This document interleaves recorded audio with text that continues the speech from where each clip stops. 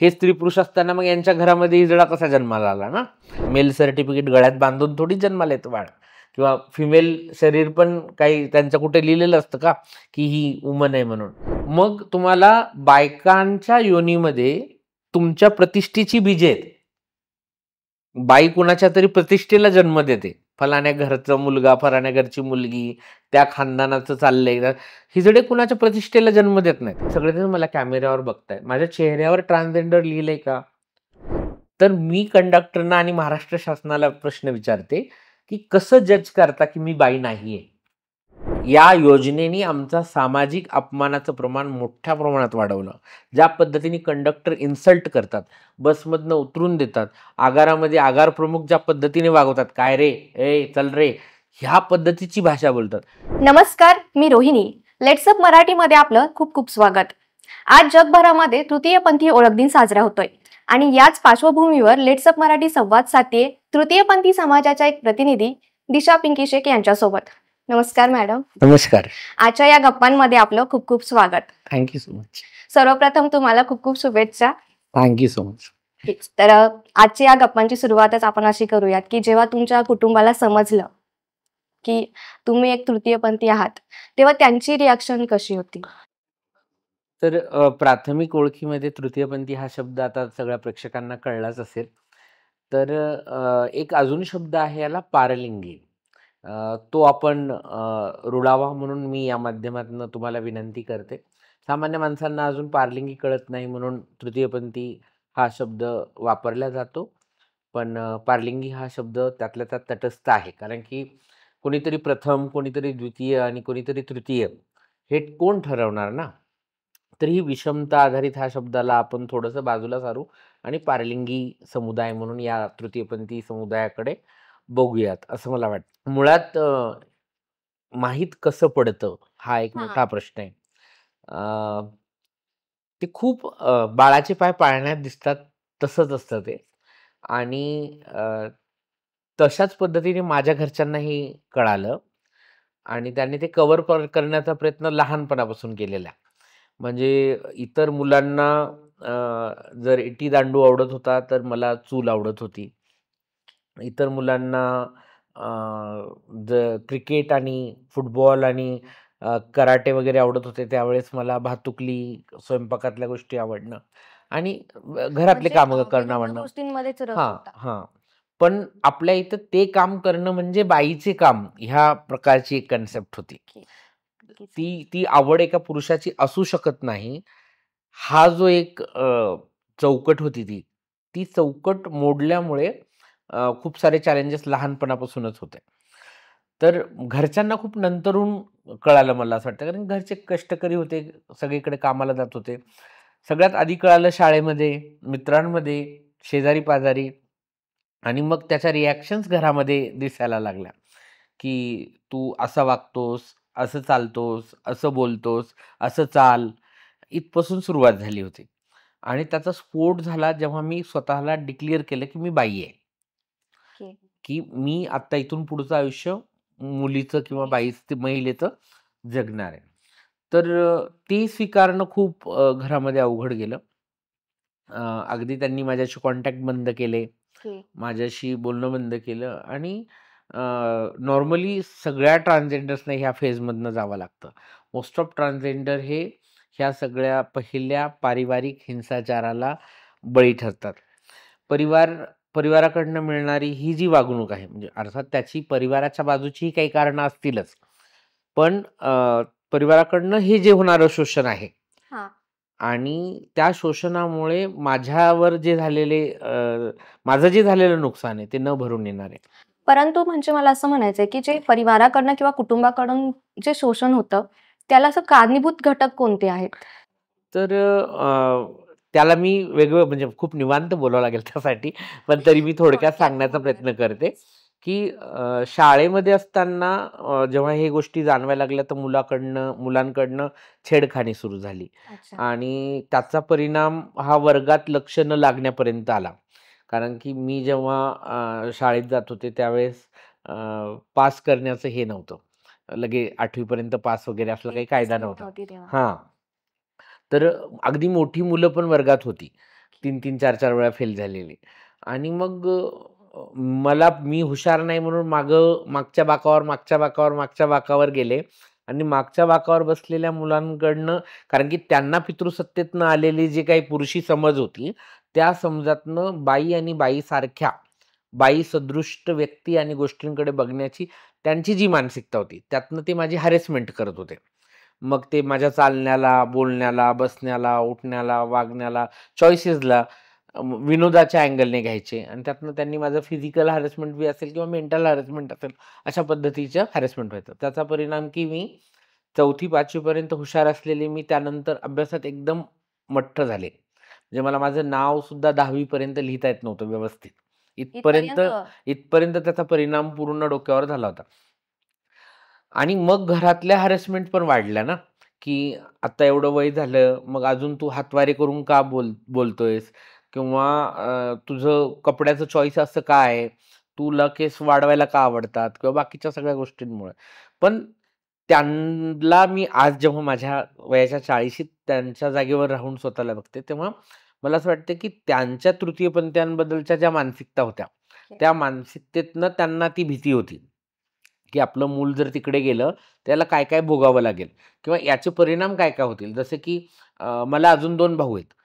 बरेच मी ट्रान्सजेंडर कम्युनिटीमध्ये आल्यानंतर त्यांच्या दोघांच्या लैंगिकतेवर बऱ्याच जणांनी प्रश्न उभे केले, की बाबा हे मोठंच असं आहे तर लहाने कसे असतील, किंवा बहिणींचे लग्न असतील, किंवा इतर नातेवाईकांमध्ये माझ्या आईवडिलांच्या स्त्री पुरुष असण्यावरच प्रश्न उभा करणं, कारण की हे स्त्री पुरुष असताना मग यांच्या घरामध्ये हिजडा कसा जन्माला आला ना. तर अशा सगळ्या कॉन्ट्रोवर्सीजना टाळण्यासाठी ते माझ्यावर एक दबाव बनवत होते, की मी थांबावं कुठेतरी, आणि त्यातनं माझं शोषण होत होतं. ते चाइल्ड अब्यूज होतं. हे स्वतःचं मूल म्हणून त्यांचं प्रेम कुठे कमी पडत नव्हतं, पण बहुतेक ते प्रेमापोटीच करत असतील ते, की त्यांना जगाच्या व्याख्येमधलं बाळ ते ठाकून ठोकून तयार करण्याचा प्रयत्न करत होते आणि ते शक्य नव्हतं. मग त्या रिॲक्शन्समध्ये माझं प्रचंड नुकसान झालं. एज्युकेशन कंप्लीट नाही झालं. एज्युकेशन कंप्लीट न झाल्यामुळे कम्युनिटीत आल्यानंतर माझ्याकडे भीक मागण्याशिवाय पर्याय उरला नाही. कारण की दुसरं काही वेच नाहीत ना, रस्तेच नाहीत बाकीचे काही. मग आल्यानंतर त्यांनी स्वीकारायला थोडा वेळ घेतला, पण मग स्वीकारलं वर्ष 2 वर्षानंतर. भीक मागण्याचं आता तुम्ही म्हणजे बोललाच आहात तर, म्हणजे रस्त्यावरती जेव्हा टाळी मागून लोक पैसे मागतात, तेव्हा असं म्हटलं जातं की आम्ही तुम्हाला पैसे का द्यावे? मला असं वाटतं की ते स्नोपीएस का काहीतरी एक नावाचं एक पुस्तक आहे. स्नोपीएस नाही, काहीतरी एक पुस्तक आहे ज्याच्यामध्ये पृथ्वीच्या एकंदर जडणघडणीचा इतिहास आहे 40-50 लाख वर्षापूर्वीचा. तर त्या पृथ्वीच्या जडणघडणीच्या इतिहासामध्ये मानवी उत्क्रांतीनंतर लिंग निर्मिती, म्हणजे निसर्गानं तर तुम्हाला काही सांगितलं नाही, की हे शरीर पुरुषाचं, मेल सर्टिफिकेट गळ्यात बांधून थोडी जन्माला येतं बाळ, किंवा फिमेल शरीर पण काही त्यांच्या कुठे लिहिलेलं असतं का, की ही वुमन आहे म्हणून? नाही लिहिलेलं. पण त्या ढाच्यांना एक पुनरुत्पादनासाठी वापरलं जाणारं शरीर आणि एक त्याच्यावर मालकी दाखवणारं शरीर, ज्याला आपण पुरुष म्हणतो, आणि मग त्या सामाजिक ढाच्याला कुठे अडथळा होऊ नये म्हणून मग या दोघांच्या व्यतिरिक्त जे बी असेल, मग ते लेस्बियन असतील, ट्रान्सजेंडर असतील, गे असतील, बायोसेक्शुअल असतील, अनदर, म्हणजे जगभरामध्ये 762च्या वर जेंडर आयडेंटिटीज आता लोक सांगायला लागलीत. तर ह्या सगळ्या आयडेंटिटीज आम्ही डिनाय करतो. आम्ही याच्याशी, हे आम्हाला माहीतच नाही किंवा आम्हाला हे मान्यच नाही असं सांगतो. का? तर आमचा जो पुनरुत्पादनाशी जोडलेला पितृसत्तात्मक ढाचा, जात धर्म वर्ण व्यवस्थेचा, वर्ग व्यवस्थेचा जो ढाचा आहे, तो ढासळला नाही पाहिजे म्हणून या लोकांना आम्ही विकृत म्हणून बाजूला टाकतो. तर ही मानसिकता तयार करण्यामध्ये तुम्ही ह्या समूहाचं जे शोषण केलंय, की तुम्ही जमिनी वाटून घेतल्या, हिजड्यांना जमिनी वाटून दिल्या का? नाही दिल्या.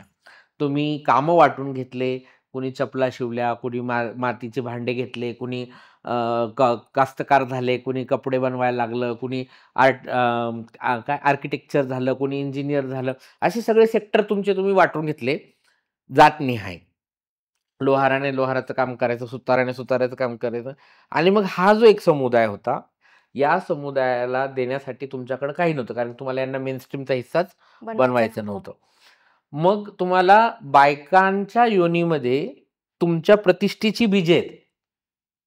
बाई कुणाच्या तरी प्रतिष्ठेला जन्म देते. फलाण्या घरचा मुलगा, फलाण्या घरची मुलगी, त्या खानदानाचं चाललंय. हिजडे कुणाच्या प्रतिष्ठेला जन्म देत नाहीत. हिजडे ही स्वतःची प्रतिष्ठा जपतात ना. तर मग हिजड्यांना तुम्ही गावाच्या बाहेर टाकलं. हजारो वर्ष तुम्ही जमिनीचे पट्टे वाटून घेतले, नदीचं पाणी वाटून घेतलं, हवा वाटून घेतली, आकाश वाटून घेतलं, समुद्र वाटून घेतले. हिजड्यांना कुठेही वाटा ठेवला नाही. आणि तुम्ही आज म्हणता की आम्ही तुम्हाला का द्यायचे? तर हजारो वर्ष तुम्ही त्यांचं शोषण करून त्यांचा माल डल्ला जो मारून ठेवलाय तुमच्या पिढ्यांनी, त्याचा मोबदला म्हणून तुम्ही द्यायचे, जोपर्यंत ते इक्वालिटीला येत नाहीत, जोपर्यंत त्यांचं स्वतःचं घर असणार नाही, जोपर्यंत त्यांचं सामाजिक वाटा असणार नाही, जोपर्यंत त्यांचा शासकीय योजनांमध्ये वाटा असणार नाही, जोपर्यंत ते फायनान्शियली, मेंटली, सोशली तुमच्या बरोबरीला येत नाहीत, तोपर्यंत तुम्हाला ते भीक देणंच आहे. कारण की ते तुम्ही तुमच्या आधीच्या पिढ्यांनी त्यांच्या वाट्याला जे टाकलंय त्याचा मोबदला म्हणून तुम्हाला द्यायचं. तो फाईन आहे, तो काही हे नाही. आणि हा, अर्थात काही ठिकाणी खूप लोक वेगळ्या पद्धतीने मागत असतील, मी त्याचंही समर्थन करत नाही. पण माझं असं म्हणणं आहे की गुन्हा हा व्यक्तिसापेक्ष असतो, तो समूहाचा भाग नसतो. कुठल्याही समूहाचा माणूस गुन्हेगार असू शकतो, पण गुन्हेगाराची ओळख ही त्या समूहाची ओळख असू शकत नाही. आणि हेच भारतीय संविधान सांगतं. तर तो जो देता तुम्ही भीक आम्हाला, ती याच्यासाठी देता की तुम्ही आम्हाला आत्तापर्यंत उपेक्षित ठेवले. म्हणजे अगदी शिक्षण, रोजगार, सुरक्षा, सामाजिक सन्मान, त्यासोबत शासकीय योजना आणि बाकी जमीन वगैरे तर आहेत. म्हणजे जेव्हा भारतामध्ये कायदा आला, कसल त्याची जमीन आणि राहील त्याचं घर, तेव्हा कुठं हिजड्यांना मिळाले? किती पट्टे मिळाले? कुठं पट्टे नाही मिळाले, अजूनही नाही मिळालेले. तर त्याचा तो फाईन आहे. शासकीय योजनांचा विषय निघालाय, तर मग तुम्हाला कोणत्या कोणत्या योजनांचा लाभ मिळतो? आता महाराष्ट्र शासनाची एक योजना सध्या राज्यभर गाजते, लाडकी बहीण योजना. तर मग ह्या महाराष्ट्र शासनाला ह्या म्हणल्यानंतर माझं कुठलं स्पेसिफिक पार्टीशी म्हणणं नाही. आधीच्यांनी तेच दिवे लावलेत, नंतरच्यांनी पण तेच दिवे लावलेले आहेत. आमचं काही त्याच्याशी हे नाही. 2014ला ट्रान्सजेंडर वेलफेअर बोर्डची स्थापना झाली आहे. 2014ला. त्याच्या आधी म्हणजे आताचं जे सरकार आहे ते येण्याच्या आधी स्थापना झाली, त्याच्यानंतर बोर्डाची नियुक्ती झाली नंतरच्या सरकारमध्ये. आणि आता 2025 चालू, म्हणजे साधारण 10 वर्ष ना, जास्त 10 वर्ष. 10 वर्षामध्ये महाराष्ट्र शासनाने ट्रान्सजेंडर पोर्टल बनवलंय. ते नॅशनलचं आहे, तेही त्यांनी स्वतः बनवलेलं नाही, स्टेटचं नाही. आणि त्याच्यावर ट्रान्सजेंडरचं रजिस्ट्रेशन करण्याच्या व्यतिरिक्त काहीही केलेलं नाही. म्हणजे पावलं त्याच्या पुढे उचललीच गेली नाही. फक्त एक योजना आहे, निराधार योजना, संजय गांधी निराधार योजना. त्या योजनेचा लाभ आम्हाला मिळतोय. लाडक्या बहिणीमध्ये तर आम्ही येतच नव्हतो. कारण की बघा, आम्ही आधी महिला आणि बालविकास मंत्रालयामध्ये होतो. 2011ला आलेल्या 3ऱ्या महिला धोरणामध्ये ट्रान्सजेंडर्सला तृतीयपंथी महिला असं म्हणलं गेलं. जेव्हा शासन म्हणते तृतीयपंथी महिला, तर आम्ही कुठल्या सेक्शन मध्ये असायला पाहिजे होतं? महिला आणि बालविकास मध्ये. आता जे 4थं महिला धोरण आलं, त्याच्यामध्ये जेव्हा सूचना मागवल्यात, त्या सूचना मागवताना सुद्धा आमच्याकडे आलं की तुम्ही आम्हाला याच्या सूचना द्या म्हणून. आम्ही त्याच्या सूचना दिल्या. खूप छान धोरण होतं ते, पण आम्हाला परत तेच, आम्ही त्या धोरणात आम्हाला घेतलेलं नाही.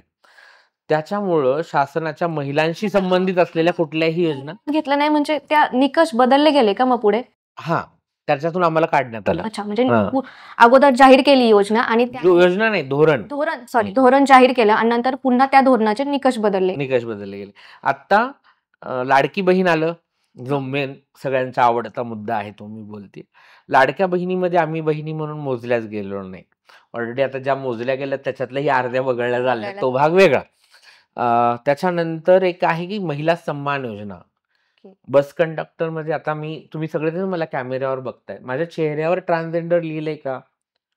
ही इंटरव्ह्यू घेणारी ताई सुद्धा साडी घातली, मी सुद्धा साडी घातली. तिच्यापेक्षा अशी इंचभर जास्तच केस लांब आहेत माझे. ओके. तर टिकली लावली, मी पण टिकली लावली, लिपस्टिक तिने पण लावली, मी पण लावली आहे. आम्ही दोघी जणी एक समांतर वेशभूषा, समांतर बिहेवियर करून बसलेलो आहोत. पण कंडक्टर येताना हिला न बोलता हाफ तिकीट देणार आणि मला देताना मात्र म्हणणार नाही नाही तुम्हाला नाही. तर मी कंडक्टरना आणि महाराष्ट्र शासनाला प्रश्न विचारते की कसं जज करता की मी बाई नाहीये? कारण की तुम्ही आधार कार्ड तर विचारलं नाही महिलेला, तिला वोटर आयडी विचारलं नाही, मग तुम्ही ठरवून घेतलं की ही बाई आहे आणि मी नाहीये, कशावरनं? आणि मग हे सामाजिक अस्पृश्यता नाहीये का?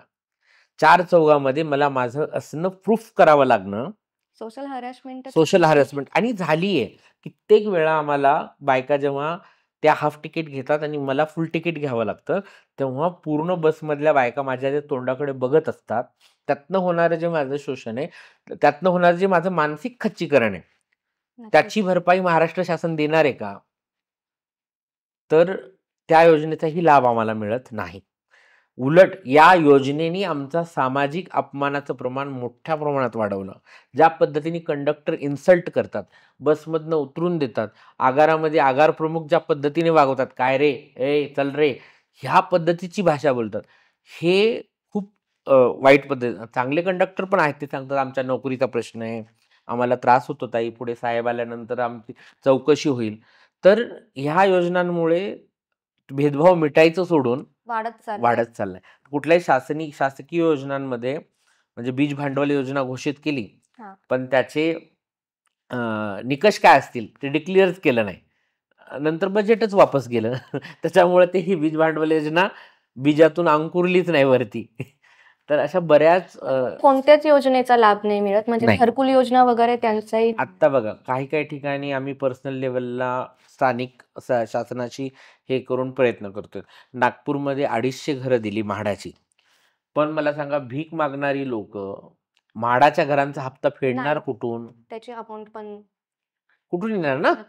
तुम्ही त्या लोकांकडनं मंथली सॅलरी शीट थोडी त्यांच्याकडे की जे हप्ता फेडतील ते. तर आत्ता आपल्या त्या अहिल्यानगरमध्ये काही ठिकाणी 0 याच्यामध्ये घर बांधून देण्याचा प्रयत्न चाललाय, पण हा अपवाद आहे. पूर्ण राज्यभर किंवा पूर्ण सगळ्याच बिलकुल नाही. इथली काही पदाधिकारी सेन्सिटिव्ह आहेत, काही प्रशासन सेन्सिटिव्ह आहेत, म्हणून हे सगळं होतंय. पण राज्यभर ही अवस्था आहे का? तर नाही. राज्यभरामध्ये अजूनही तृतीयपंथीयांना त्यांचं स्मशानभूमी नाहीये. आणि इतर जातीय, इतर धर्मीय, म्हणजे तुमच्या माहितीसाठी सांगते मी, बुलढाण्यामधली केस आहे, जेव्हा पुलवामा झालं होतं त्याच्यानंतर परत एकदा नक्षली अटॅकमध्ये काही सैनिक मारले गेले. त्यातले एक सैनिक हे दलित जातीचे असल्यामुळे त्यांच्या गावातल्या लोकांनी त्यांना अंत्यविधीला जागा दिली नाही. ही पेपरातली गोष्ट आहे, तुम्ही सर्च करून काढू शकता गुगलवरनं. तर एका सैनिकासाठी जो देशासाठी शहीद झाला, त्याच्यासाठी जर अंत्यविधीला जागा मिळत नसेल तर आमच्यासारखे भीक मागणाऱ्यांचं काय? जेव्हा आम्ही आणि आमचा समाज आहे, हजारो वर्षाची परंपरा आहे आमच्या समाजाला इथे, तर आमच्या काही अंत्यविधीच्या चाली, रीती, परंपरा, रूढी असतील त्या फॉलो करायला आम्हाला मिळत नाहीत. आणि स्मशानभूमीची विशिष्ट जागा नाही. आत्ता कुठं अहिल्यानगरमध्ये आपल्याला स्मशानभूमीसाठी जागा मिळाली आहे. तर महाराष्ट्रभरातल्या तृतीयपंथीयांचा प्रश्न अजून जशाला तसा ऐरणीवर आहे. त्यांच्याकडे स्मशानभूमी नाही, घरकुल नाही, त्यांच्यासाठी सामाजिक सुरक्षा नाही. दिल्लीतल्या गरिमागृह म्हणून एक योजना काढली सरकारने आणि त्या गरिमागृहामध्ये ट्रान्सजेंडर्सना ट्रेनिंग आणि बाकीचं सगळं. त्या गरिमागृहावर स्थानिक गुंडांनी हल्ला केला आणि त्यांना मारलं.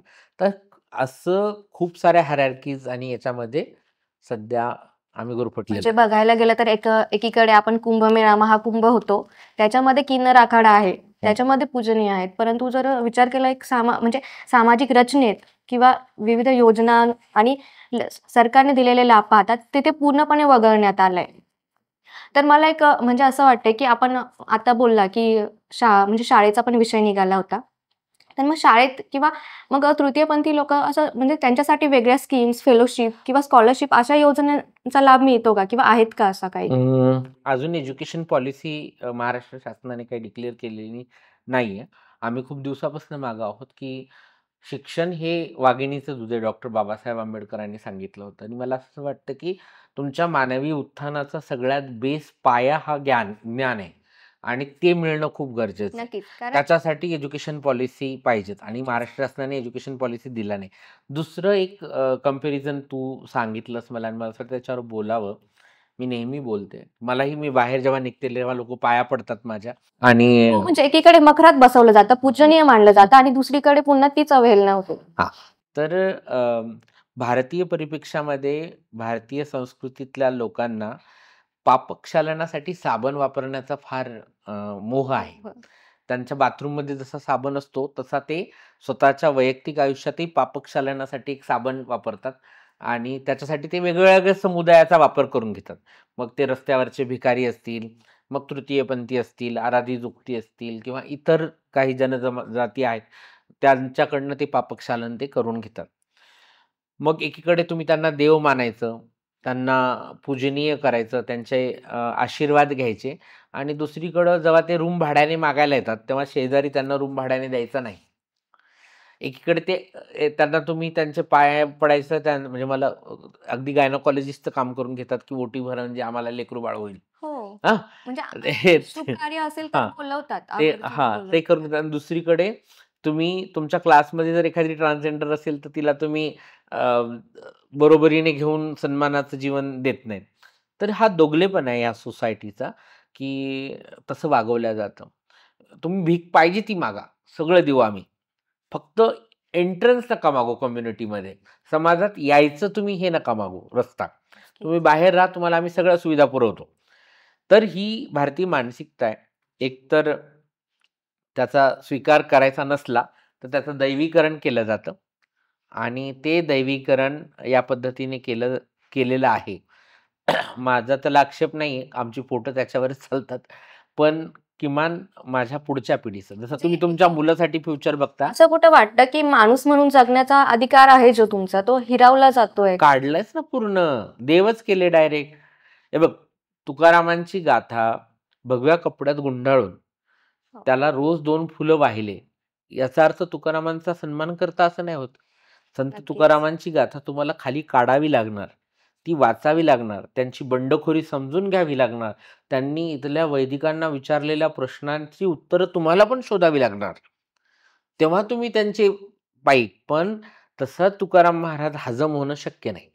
मग तुकाराम महाराज कुठला सांगायचा, तो पोतीत गुंडाळून ठेवायचा आणि मग त्यांच्या सगळ्यांना मान्य, फक्त त्यांची बंडखोरी, वैदिकांना विचारलेले प्रश्न ते त्यांना मान्य. तसंच आमच्या कम्युनिटीचं पण आहे की आम्ही असे सगळ्यांना प्यारे होतो, तुमच्या ओट्या भरायला, तुम्हाला आशीर्वाद द्यायला, तुमच्या घरात शुभ कार्यात नाचायला, तुमच्या देवी देवतांना जागं करण्यासाठी, तुमच्या सगळ्या लेकराबाळांचं कल्याण करण्यासाठी. पण समाजाचा भाग म्हणून आमचा सहभाग तुम्हाला नकोय, म्हणून हे अशा पद्धतीचं काम चाललं. काय वाटतं समाजाकडनं, किंवा म्हणजे एक कोणते बदल अपेक्षित आहे? कारण कुठेतरी एक चेंजेस व्हायला हवेत. मला असं वाटतं की पालक, शेजारी, मित्र यांचा समाज असतो. नक्कीच. सगळ्यात पहिले यांनी बदलण्याची भूमिका घेतली पाहिजे की काय झालं, तुम्ही म्हणजे आता तुम्ही टीव्हीवर बघतायत, रोज क्रिमिनलच्या एवढ्या मोठ्या मोठ्या बातम्या येत आहेत. एखाद्या खुनी मर्डराचे आईबाप सुद्धा म्हणतात आमचा पोरगा निर्दोष आहे ना, आम्ही त्याचे आई वडील आहोत. जर तुम्ही अशा सगळ्या गुन्हेगार लोकांचे आईबाप म्हणून घ्यायला सुद्धा तुम्हाला काय वाटत नाही, तर आमच्यासारखे तर चांगले म्हणजे सचत विवेकबुद्धी असलेल्या लोकांच्या तृतीयपंथी म्हणून तुम्ही का अपमान करतायत? तुम्ही आम्हालाही स्वीकारलं पाहिजे, आम्ही तुमच्या सोसायटीचा भाग आहे. शेवटी आमच्यासाठी पण मेल फिमेल यांनी म्हणजे नातेसंबंधातनच आम्ही जन्माला आलो. तर पालकांनी सगळ्यात पहिले आपल्या लेकराचा स्वीकार केला पाहिजे. त्यानंतर शाळांमध्ये जेंडर पॉलिसी असल्या पाहिजेत, जे शिक्षणाचा भाग असल्या पाहिजे, ज्यातनं समाज सेन्सिटिव्ह होईल आणि समाजाला हे काय आहे ते कळेल. याचं जे अप्रूप आहे ना, कुतूहल, ते संपलं पाहिजे. याचं सामान्यीकरण होणं खूप गरजेचं आहे. वेगळ्या जी नजर आहे की वेगळ्या नजरेने आपण बघतो, म्हणजे एक आपला मित्र आहे किंवा मित्राचा कुणी आहे किंवा आपल्या मुलाचा मित्र आहे, तो ते कळलं, ते घरी गेल्यानंतर एक म्हणजे तो छोटं जोपर्यंत माहित नाही तोपर्यंत असं वाटतं की हा बाबा ही मुलगी आहे, पण जेव्हा कळतं की हे ट्रान्स आहे तेव्हा बघताना एक दृष्टिकोन पूर्ण बदललेला असतो. आणि मग ते वागणूक म्हणजे ती लगेच तर मुला मुलींची पण आहे. म्हणजे आम्ही तर फारच लांब राहिलो. आज जर समजा एखाद्या मुलीने सांगितलं की हा माझा मित्र आहे, आज घरी येणार आहे तो, तरी आई वडील ऑब्जेक्शन देतात. आपण काय एवढ्या अजून सुधारलेल्या समाजात गेलेलो नाहीत की जिथे मुलं मुली मैत्रिणी. ट्रान्सजेंडर तर हा अजून त्याच्या पलीकडचा विषय. तेव्हा नाही म्हणायचंय, मला असं म्हणायचंय की जेव्हा बालमन असतं म्हणजे शाळेत किंवा कुठेही छोट्या जेव्हा संस्कार होतात किंवा एखाद्या आता म्हणजे अपकमिंग जनरेशन आहे तर त्यांच्या मनावरती बिंबवलं जातं ना ते गोष्ट. आपल्याला जेंडरवर खूप काम करावं लागणार आहे. कारण की जेंडर ही कन्सेप्टच कृत्रिम आहे, हे लोकांना स्वीकारावंच लागणार आहे. कारण की त्यातनं बऱ्याच गोष्टी आहेत. कामाचा भेदभाव असेल किंवा शिक्षणातला दुजाभाव असेल, भाषेच्या संदर्भाने दुजाभाव असेल. म्हणजे तुम्ही जर पाहिलं तर साहित्यामध्ये किंवा चित्रपटामध्ये तृतीयपंथी सन्मानार्थ भूमिकेमध्ये कुठे दिसतात का? ते नेहमी विनोदाचा किंवा विद्रुपीकरणाचा एक भाग असतात. तर आपल्याला सगळ्यातनंच काढावं लागणार आहे. कुठल्या पुस्तकामध्ये आता गौरी सावंत आहेत, लक्ष्मीनारायण त्रिपाठी आहेत किंवा इतर राज्यभरामध्ये आदिवासींसोबत काम करणाऱ्या ट्रान्स आहेत, शिक्षणासाठी काम करणाऱ्या ट्रान्स आहेत, पोलीस भरतीसाठी जिने मॅट सोबत कोर्टात जाऊन लढा दिला आणि ट्रान्सजेंडरचं ऑप्शन आणलं ती ट्रान्स आहे किंवा ट्रान्सजेंडर PSIची परीक्षा पास झालेल्या ट्रान्स. पण यापैकी कुणाचाही लढा संघर्ष लढा म्हणून अभ्यासक्रमामध्ये शिकवला जात नाही किंवा यांच्यापैकी कुणालाही महाराष्ट्र शासनाचा एखादा पुरस्कार मिळालाय का? तर नाही. तुम्ही जर लोकांना रोल मॉडेल, आयडल किंवा उदाहरणच जर दाखवली नाही तर लोक बदलतील कसे ना? त्यांच्यापर्यंत ते पोहोचतच नाही. नक्कीच. म्हणजे खरं तर बदलाची सुरुवात इथूनच करावी लागेल. खूप गरजेचं आहे. आणि आता म्हणजे असं गप्पा सुरूच आहेत तर एक विचारायचं मला की असं म्हटलं जातं की तृतीय म्हणजे पंथी समाजाच्या रूढी परंपरा या वेगळ्या असतात. काही वेगळं नसतं बाई. सगळं एकदम ऍज अ फॅमिली सारखे जे हायरार्की असतात. आम्ही काय आभाळातनं पडलेलो नाही, बरोबर. तर आम्ही फक्त एवढं जे आम्हाला नैसर्गिक फॅमिलीकडनं मिळालेलं नाही, बायोलॉजिकल फॅमिलीकडनं जे मिळालं नाही ते आम्ही आमच्यात शोधण्याचा प्रयत्न करतो, एवढंच. जसं तुम्ही आई वडिलांनी जन्म दिला आणि ते तुमचं नाव घेता ना, तुमचं पूर्ण नाव विचारलं तर तुम्ही पुढे वडिलांचं नाव लावता. कारण की त्या नावामुळे तुम्हाला एक सिक्युरिटी आहे, एक सोशल आयडेंटिटी आहे तुमचं आडनाव आणि तुमच्या वडिलांच्या नावामुळे. तसं आम्हाला काही नाही. मग आम्ही गुरु शोधतो ना. घरातून जेव्हा आई वडील काढतात किंवा आम्ही निघतो घरच्यांच्या त्रासाला कंटाळून, तेव्हा आम्ही कुठल्या तरी गुरुकडे जातो कम्युनिटीमध्ये आणि त्यांना म्हणतो की त्या व्यक्तीकडे जाऊन म्हणतो की आजपासून तुम्ही मला सांभाळा. आणि मग जे सांभाळायची जबाबदारी घेतात ते आमचे गुरु. मग ते वयाने 10 वर्ष मोठे असू शकतात, वयाने 10 वर्ष लहान असू शकतात किंवा तुमच्या वयाचे असू शकतात, एका वयाचे. माझे गुरु 1 वर्षाने लहान आहेत माझ्यापेक्षा. पण मी दिशा पिंकी शेख आहे.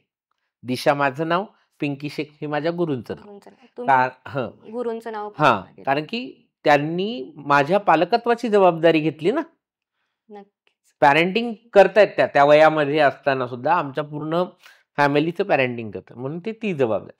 आता याचे तुमचं बारसं असतं बाळ जन्माला आल्यानंतर, तसं आमच्या कम्युनिटीमध्ये 4 लोक बोलवले की त्यांच्यासमोर सांगितलं की आजपासून मी हिला चेला करते, ही माझी शिष्य आजपासून माझी मुलगी म्हणून किंवा माझी सून म्हणून ओळखली जाणार. म्हणजे एक छोटी सेरेमनी ती पण अशी ठरवून नसती केली, सहज आले त्या कार्यक्रमात इंट्रोडक्शन करून दिलं जातं.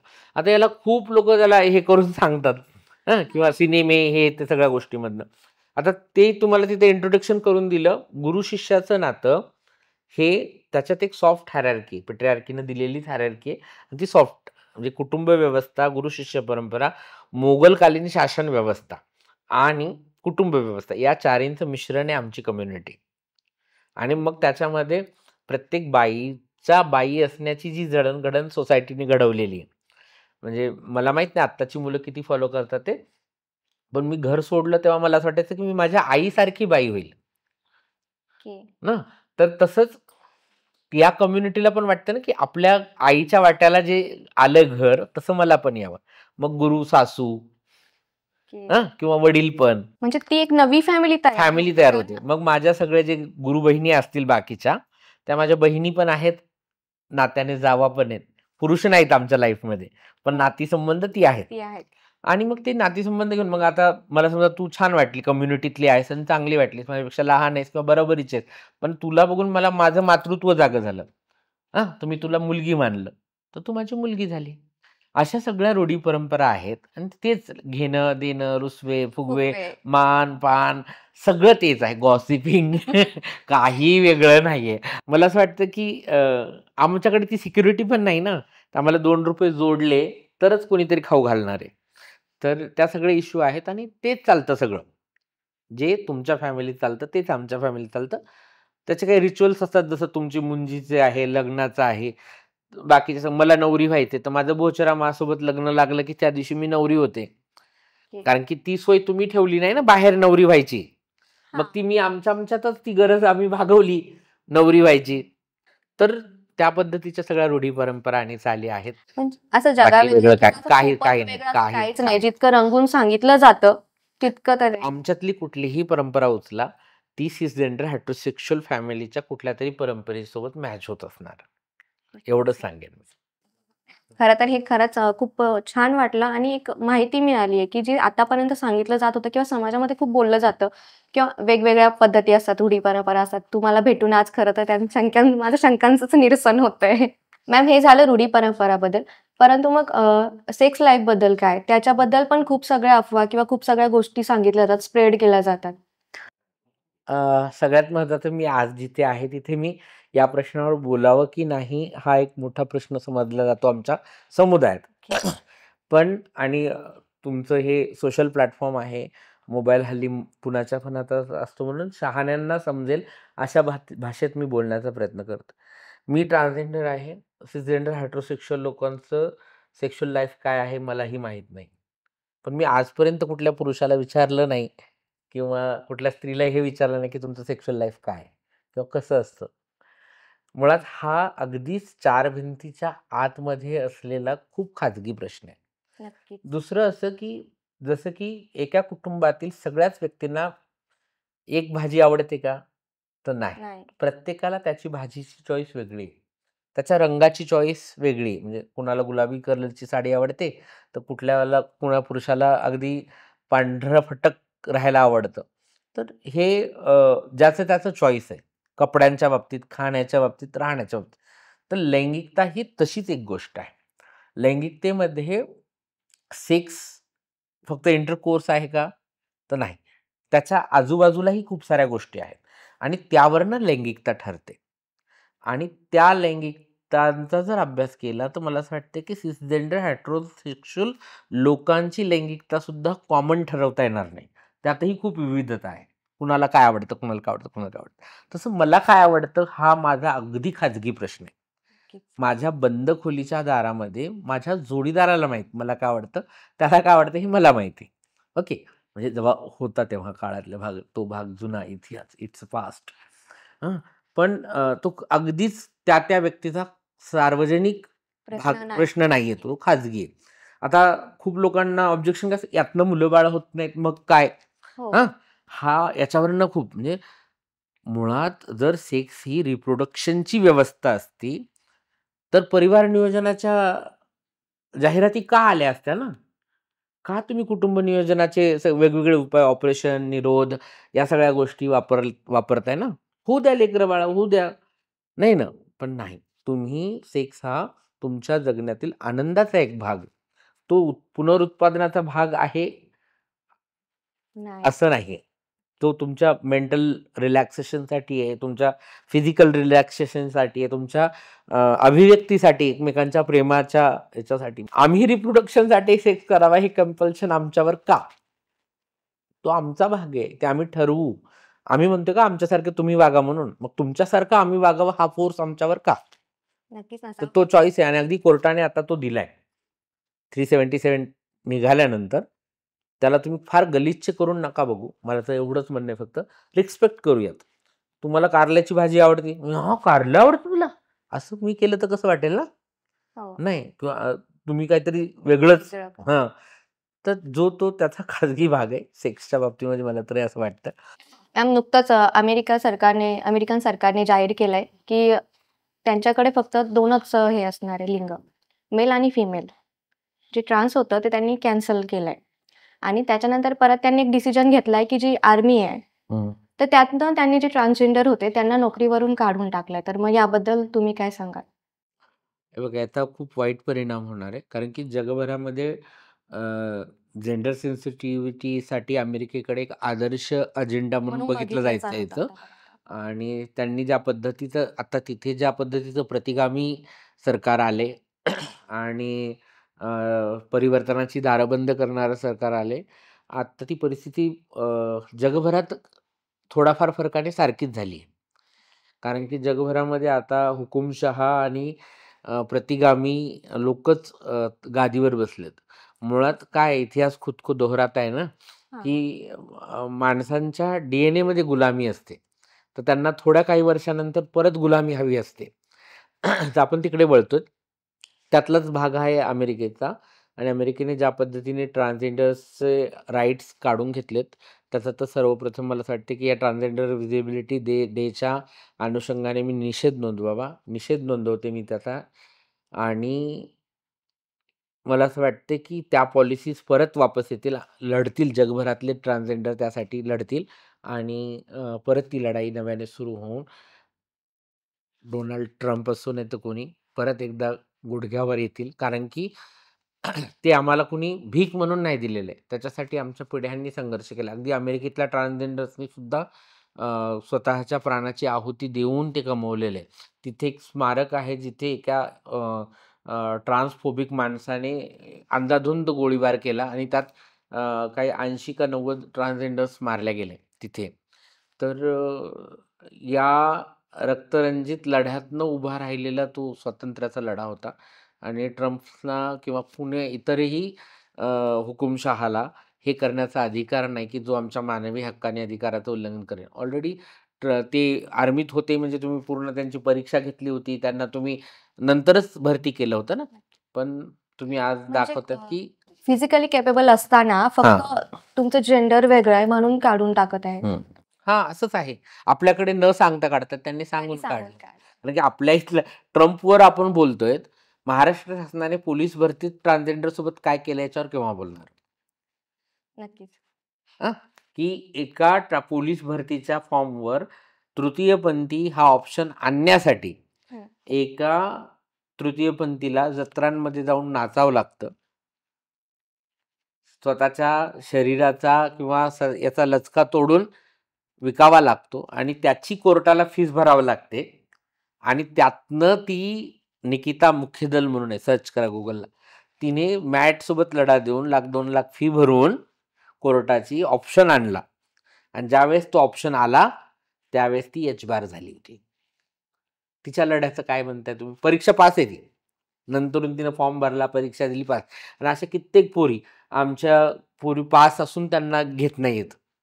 का? तर त्यांच्याकडे आमच्यासाठी वेगळी गाईडलाईन नाही, आमच्यासाठी वेगळ्या पॉलिसीज नाहीत.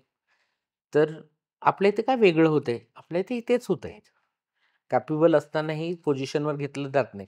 आमची एक मैत्रीण आहे सातारची, ती PSIची परीक्षा पास आहे. ती आता तिला पोस्टिंग भेटत नाही. इंटरव्ह्यू झाला, सगळं झालं. पोस्टिंग भेटत नाहीये म्हणून वीना काशीद का काहीतरी नाव आहे तिचं. तर तिने शेवटी मग विद्युत महामंडळाची परीक्षा दिली आणि उपअभियंता म्हणून का काहीतरी पुण्यामध्ये आता ती विद्युत महामंडळात काम करते. पण तिची मेन इच्छा जी होती, ज्या पोस्टिंगसाठी तिने जीव लावला, ती पोस्टिंग तिला मिळालेली नाही. अजून साऱ्या अशा जागा आहेत.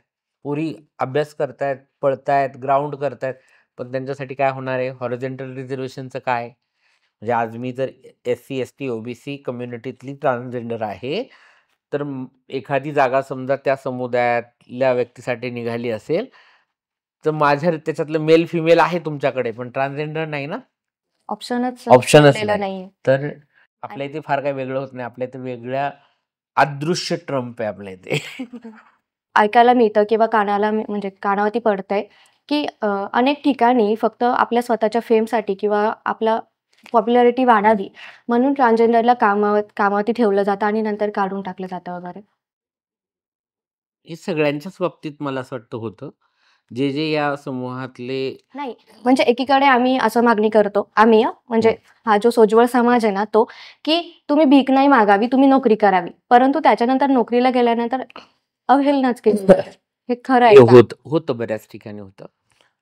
प्रायव्हेट सेक्टरमध्ये आता बऱ्याच ठिकाणी एखाद्या ट्रान्सजेंडरला जॉब देणं, त्याला पुढे हे करणं, फेस करणं, की आम्ही कसे ट्रान्स सेन्सिटिव्ह आहोत. सोशल मीडियावरती उदो होतो त्या गोष्टी. एका पुस्तकाच्या मागे मी वाचलं होतं.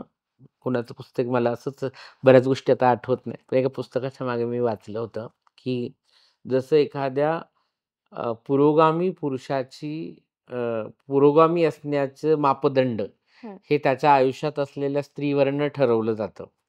की त्याच्या आयुष्यातल्या स्त्रीला तो किती फ्रीडम देतोय किंवा तो किती हे तेच वाक्य आता ट्रान्ससाठी लागू पडतं, की तुम्ही किती सोशल सेन्सिटिव्ह आहात, तुम्ही किती जेंडर सेन्सिटिव्ह आहात, तुमची संस्था ट्रान्सजेंडर्सच्या बाबतीत किती सेन्सिटिव्ह आहात, हे दाखवण्यासाठी ट्रान्सना रिप्रेझेंटेशन देणं आणि कालांतराने त्यांना म्हणणं, की आता ठीक आहे, आमचं सगळं झालं. प्रोजेक्टमध्ये तुमचे फोटो आले, तुम्हाला सबमिट करायचं होतं. आमच्याकडे भांडवल झाले, आता तुम्ही घरी जा.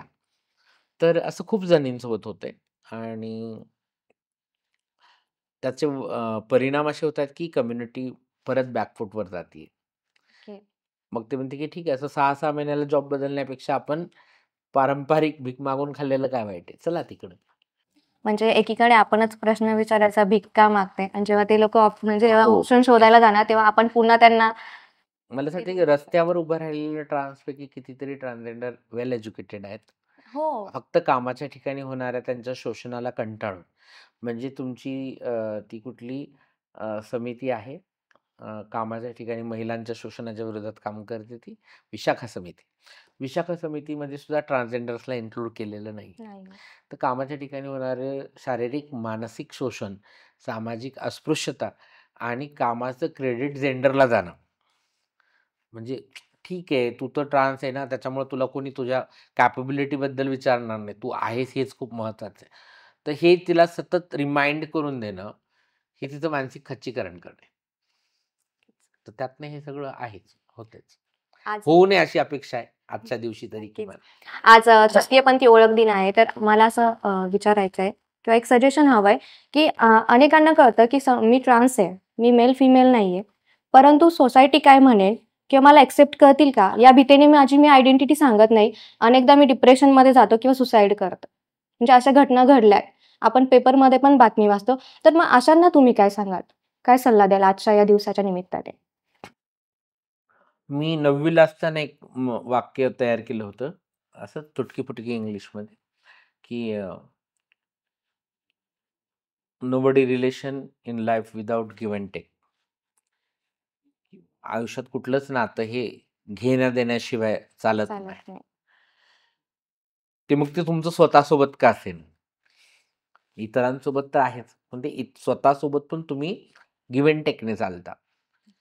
तुम्ही त्यातले नफे तोटे तपासून पाहत असता. अगदी मरण्यामध्ये सुद्धा तुम्ही आत्महत्येचा निर्णय करता तेव्हा तुम्ही त्या संघर्षापासून पळायचं असतं, तुम्हाला थकलेले असता, हरलेलं काय ते, पण हा मार्ग नाही. आणि मला असं वाटतं, की तुम्हाला जर निवडायचंय स्वतःला, तर तुम्हाला त्याची किंमत मोजायला तयार राहिलं पाहिजे. असं होईल तर मी काय करू, मग तसं होईल तर काय करू मी, काय होईल ती बघता येईल, जे होईल ते होईल. पण घुसमटून जगण्यात काही अर्थ नाही. एक लाईफ आहे, एक आयुष्य आहे आपलं. त्याच्यात घुसमटून जगण्यात काही अर्थ नाही.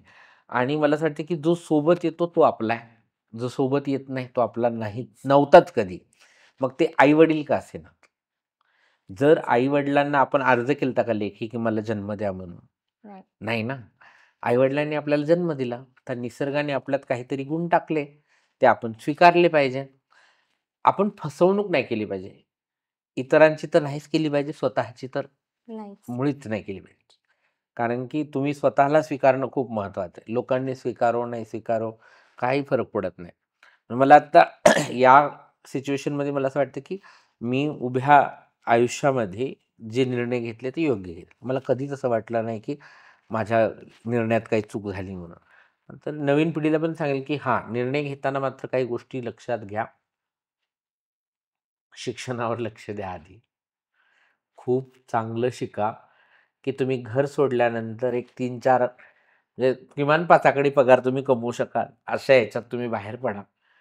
मग तुम्हाला घरचेच पडू देणार नाहीत. काय साडी घालायची? घरातच घाल म्हणतील. पण फायनान्शियली स्टेबल व्हा, चांगला जॉब मिळवा, चांगलं हे करा आणि मग तुम्ही आहात. एज्युकेशन असेल तर तुम्ही कुठेच मरणार नाहीत. एज्युकेशन घ्या, कंप्लीट करा. खूप मुलं 9वी-10वीला कळतं, हॅरेसमेंट होते आणि मग त्यातनं तसंच अर्धवट शिक्षण सोडून बाहेर पडतात. त्यानं त्यांना पुढे जगण्याचे मार्ग बंद होऊन जातात. कारण की अगदी संडास साफ करायला पण हल्ला लोकं काही-काही कंपन्यांमध्ये 12वी पास 12वी. मागतायत. तुम्हाला केमिकल कळाले पाहिजे वेगळे-वेगळे. तर म्हणजे तुमच्या न्यूनतम याच्यासाठी सुद्धा आता एज्युकेशनल क्रायटेरिया आलेत. मला असं वाटतं की ते वाढवलं पाहिजे, शिक्षण घेतलं पाहिजे आणि मग निर्णय घेतले पाहिजे. नक्कीच. तर या होत्या दिशा पिंकी शेख, ज्यांनी तृतीयपंथी समाजाच्या अनेक प्रश्नांवरती नजर टाकली आहे आणि आपल्या सर्वांना घेऊन गेलंय त्यांच्या अस्तित्वाकडे, की समाजाने कोणत्या दृष्टीने बघावे आणि त्यांना कसं वागवावे. खरं तर प्रत्येक माणसाला एक माणूस म्हणून जगण्याचा हक्क आहे आणि तो तृतीयपंथीयांना देखील आहे. हाच मेसेज आज त्यांच्याकडून आपल्याला मिळतोय. लेट्सअप मराठीने नेहमीच प्रयत्न केलाय नवनवीन विषयांना वाचा फोडण्यासाठी. यावेळी देखील लेट्सअप मराठी एक नवीन विषय आपल्या समोर घेऊन आलाय.